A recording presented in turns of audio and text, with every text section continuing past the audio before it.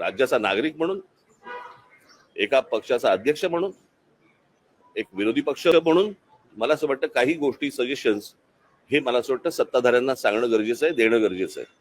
आणि त्याच्यासाठी मी यांना आत्ता नाही परत भेटीन.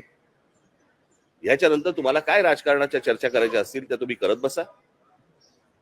मी जो गेलो होतो. आणि दुसरी गोष्ट म्हणजे ज्याला मी सुरुवात करताना सांगितलं होतं की एक निकोप राजकारण हे महाराष्ट्रामध्ये पूर्वी होतं की निवडणुका संपल्यानंतर सगळेजण एकमेकांना भेटायचे, काही बोलणं व्हायचं, काही व्हायचं.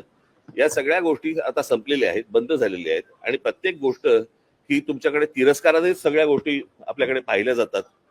हे असं बघून नाही चालणार, यातनं हाताला काही लागणार नाही. आणि मला असं वाटतं की विरोधी पक्षाची भूमिका ही योग्य रीतीने पार पाडली पाहिजे. जे काही जिथे सरकार चुकेल तिथे ठणकावलं पाहिजे.